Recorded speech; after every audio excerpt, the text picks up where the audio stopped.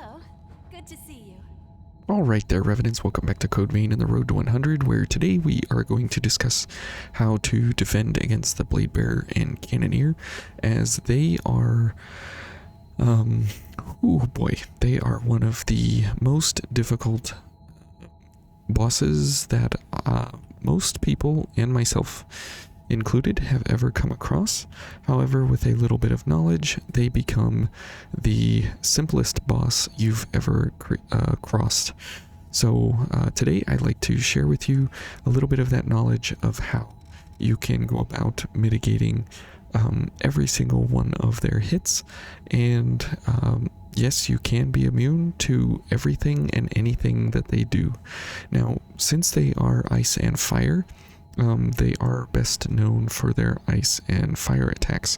All of their attacks are ice or fire based. However, there is a little bit of difference. The Bladebearer is 100% ice. She doesn't do any other attacks other than ice. And the Cannoneer, he does physical and fire. So he does both. So you have a little bit of a trickier time fighting against the Cannoneer, just because of the fact that he does both types of damage, elemental and physical, whereas the Bladebearer is purely elemental. However, she does have a physical component, right? But if you go for physical resist or elemental resist, you will negate every single one of her attacks. So what we will go through first is the physical bits, and then we will go through the elemental bits towards the end. The build in the description is the elemental bits, because those are the most famous and what you will most likely come across. And so this one here, copy this down. So sympathetic boon, disremember, I guess I can just put this in the description as well. And so this will allow you to be perfectly invincible to all of the physical. However, it does come with a caveat that you have to die once, and then you will be invincible. This is not the only Blood Veil that does this, but this is the best overall Blood Veil defense. Second to none for all three slash, crush, and pierce. For the Bladebearer, she does slash, crush, and pierce, and ice. So she is the first boss that we have come across in the game to physically do all of the damage attacks that you will come across in one boss. The successor of the Ribcage doesn't really count, because she's using a whole bunch of casts and gifts to make sure that she's doing slash, crush, and pierce.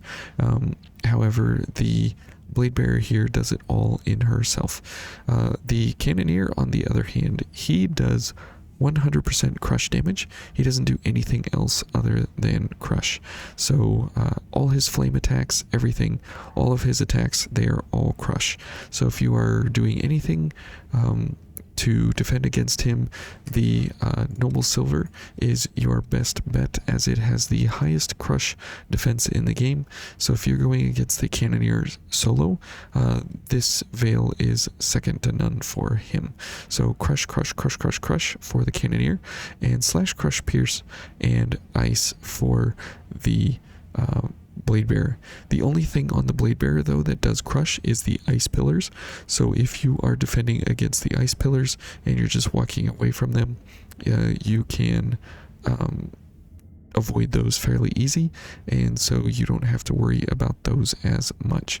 So as we get into the fight here, we will go through our defenses here first and foremost. Okay, good. And so now we are at a defense of 99 slash, 82 crush, and 95 pierce. So we can absolutely die at this point. And you will see here that we will take a little bit of damage potentially from this guy. Okay, and from the Bladebearer, she does slash in all of her attacks. And these attacks right here are crush. As you can see, that is our weakest value that we take damage to. Okay, let's back up here. And we are taking crush damage.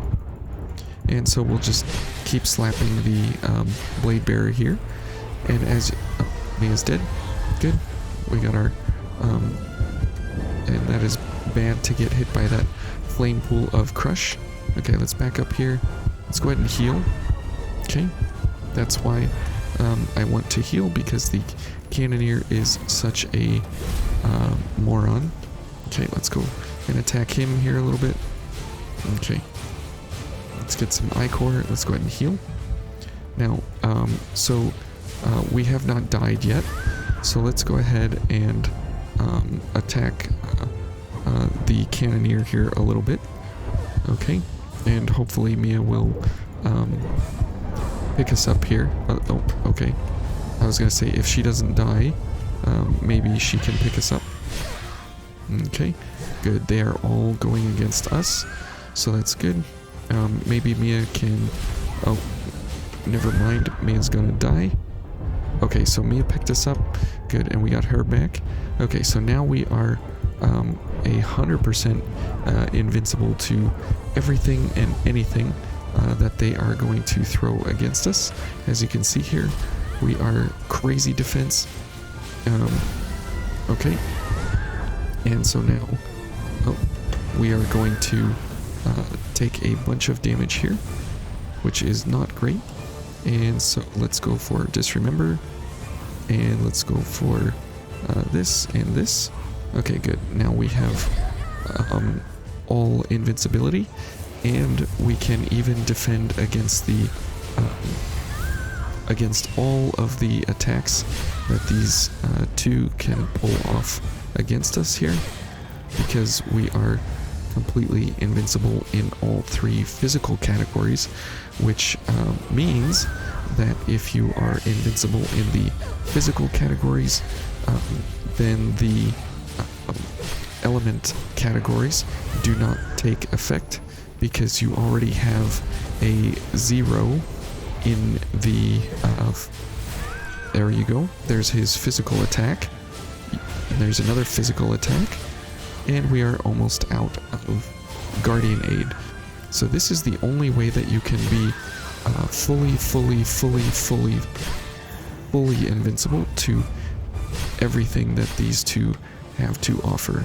Okay, and because of how the defenses work in the game, let me show this here. So 1 minus the physical resist times 1 minus the element resist. Boss base, I'm saying, is what their cap is.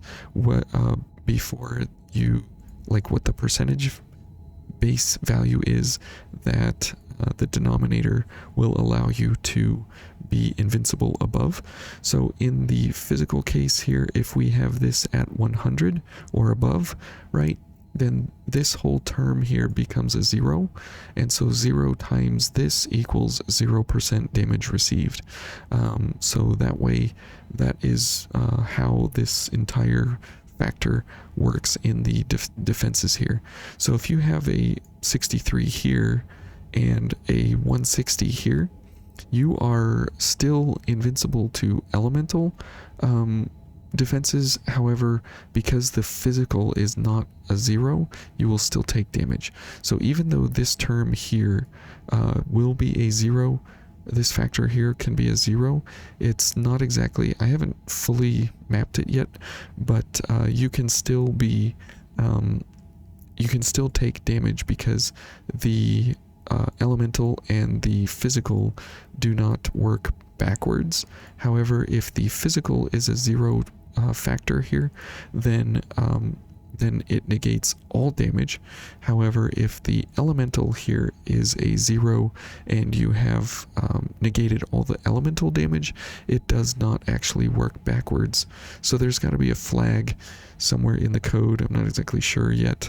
I haven't figured it out. There's got to be a flag that says, are you physical invincible? Yes, then ignore the element. But if your element invincible, still check the physical resist, because then you will then you'll still take damage here. So I haven't quite got that yet, but I'm still working on it. But this is the basic, very, very basic understanding of how the damage values actually multiply to each other. So if we go for the element build only, the one thing you do have to watch out for with the Cannoneer is you have to watch out for his physical attacks, because like I said, when we go for the elemental resist here, as we will have over 160 on both ice and fire, for all of the long-ranged attacks and such, we will have all of the defenses necessary in order to defend against all of the Bladebearer attacks. However, the Cannoneer does have a physical element built into his character kit, and so we do have to watch out for that specifically. Okay, so we will get both of these going, and we need one hit, and we are now invincible to ice almost, and so we do have to watch out here. And the reason we are going for the build we do have here is because, as you can see, it will be very, very, very easy to get focused, as you see here. Okay.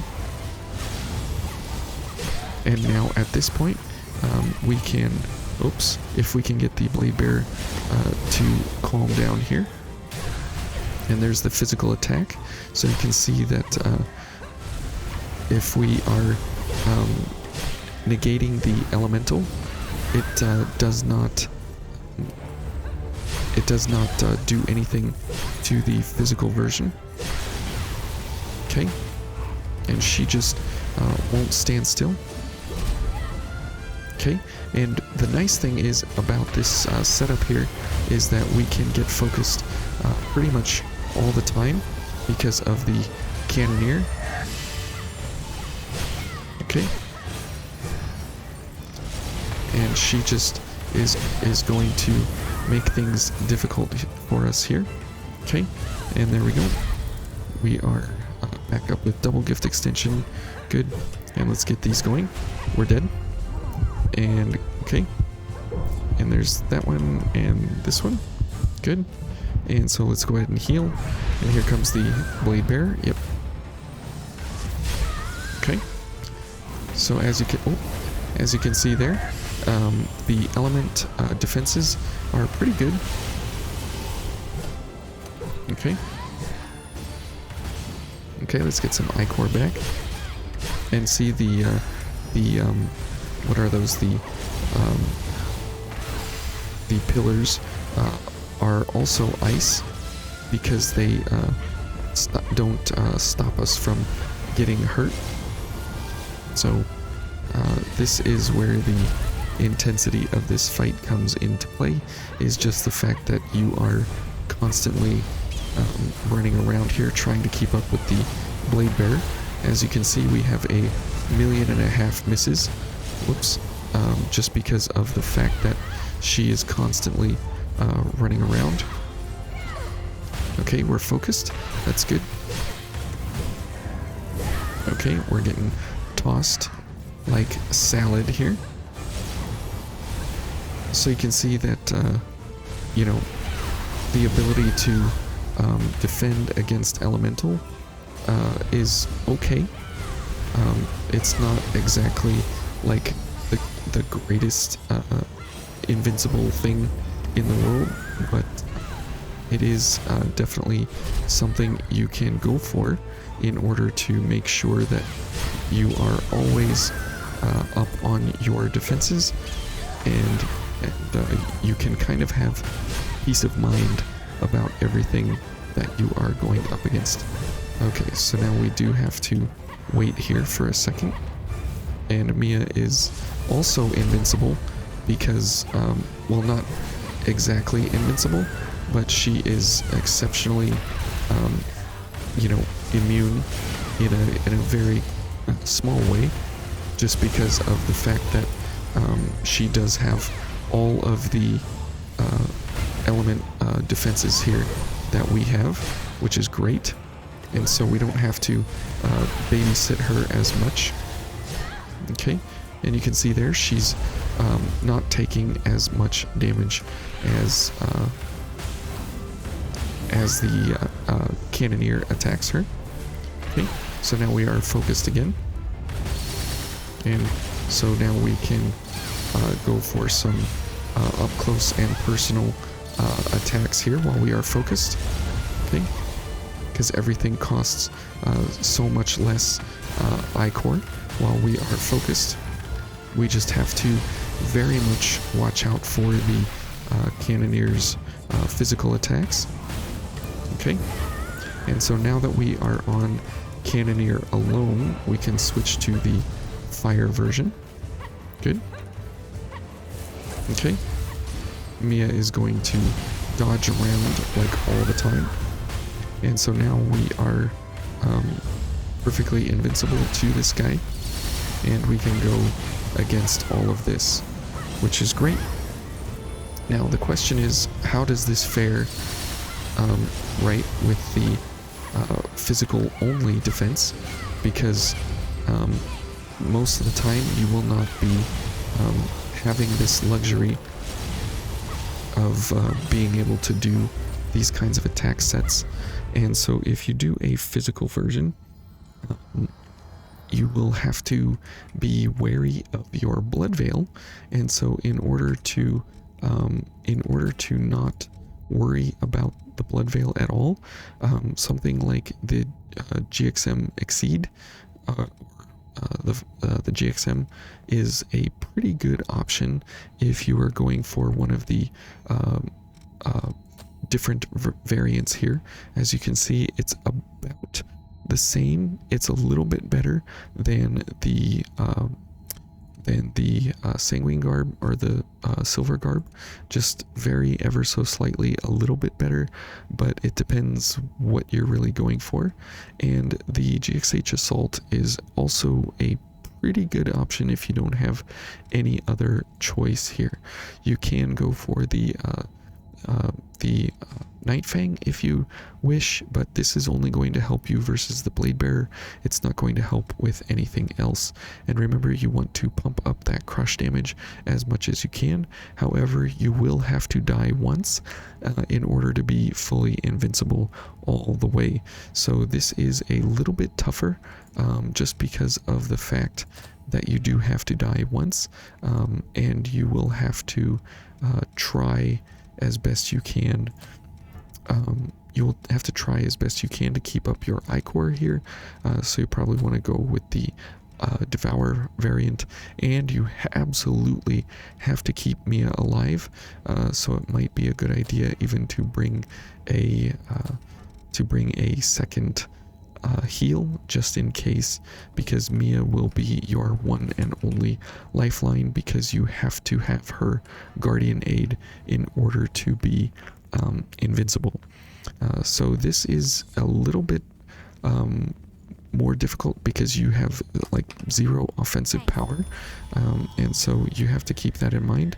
Come on, Mia. Okay, she's not gonna do it. There we go. And so now we will try and take all the intentional damage we can find without Mia dying. Okay. And so again, this is the tricky, difficult part of the physical variant, is that you have to Are you okay? you have to get a death first, and then get yourself to the required defenses. But with something like this variant here, where you can have all the defense and some pretty decent offense as well, all things considered, this is my preferred method, because you can stay away from the Cannoneer fairly easily, all things considered. So the physical variant is definitely fun and definitely doable. However, it does come with some caveats that you definitely need to watch out for, and you need to be aware of in order to actually work those in a very specific way. Okay. Whoops. And there is our... Oh, okay. As you can see, we are dying because we're not getting a chance to cast Elemental Wall. So let's get Elemental Wall going. Let's heal up. Mia should be completely fine now. And we will also need Flame. Good. Okay. Okay. Let's get rid of her shield. Let's dodge, and then let's get our focus back. Okay. And you can see that the flame pools are exceptionally valuable to us, just because of the fact that we can get focused like all the time whenever we want. Okay. This is good timing. Oh, okay. Okay, let's get focused again.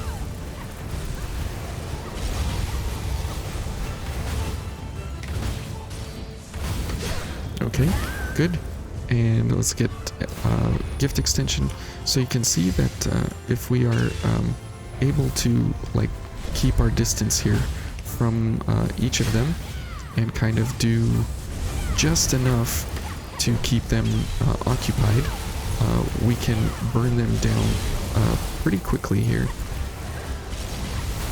Oh, and there's the Cannoneer coming in with his big boy slaps. So let's go ahead and heal, just to make sure that we have full health, because that is what we do not want, is to have anything to block us from being effective. And the the Bladebearer should disappear here soon.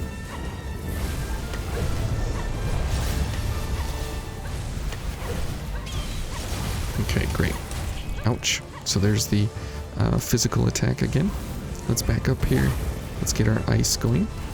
Okay, that's fine. And then let's switch veils to the fire veil. Okay, and then let's get in here for some ichor. Okay, and now because we have the fire veil, right, we are completely able to be invincible pretty much whenever we want. Let's give this to Mia so she can stop dodging. So the elemental version here does give you a little bit of extra ability and utility, just because you are able to just because you're able to have really good offense while at the same time having pretty good defense as well to be invincible. So that's kind of where this build is a little bit more favorable compared to the physical, because if you are able to use these kinds of gifts to your advantage here, you are completely able to whoops, and that is what you have to watch out for.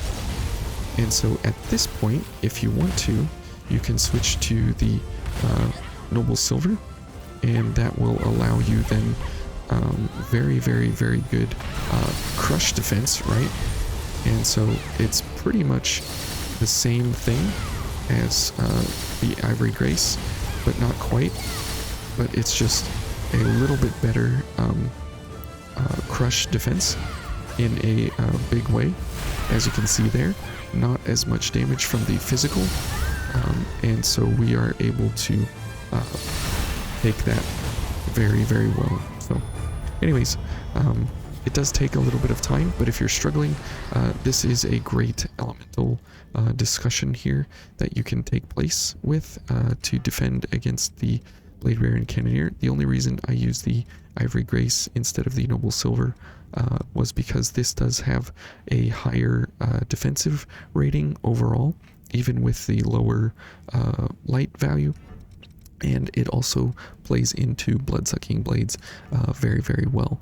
The noble silver here does not have a good dark value as compared to the Ivory Grace, and so we are missing out on a lot of Ichor drain. However, the Lightning Bryonic with a Devourer rating here, with both of our Ichor recoveries, so you can see here that we are at 2.5, and if we switch to the Ivory Grace, we are at 3.14. So it is significantly more Ichor recovery when you play with the Ivory Grace.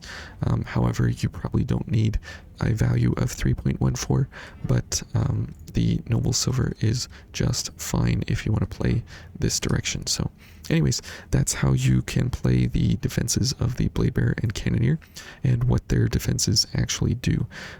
So Bladebearer, remember, her sword attacks are slash, her ice attacks where she's jumping forward, those are all pierce, and her ice pillars are crush. Everything she does though is ice, and if you have a value of higher than 160, you will be perfectly immune to everything she does. The Cannoneer does everything crush, however he does do physical with his hits, which you cannot parry, and he does all fire crush damage with all of his gifting. So anyways, and you need a higher than 160 fire for him. So thank you guys for watching. Hopefully this was informative and educational for you, and we'll see you tomorrow. Thanks. Bye.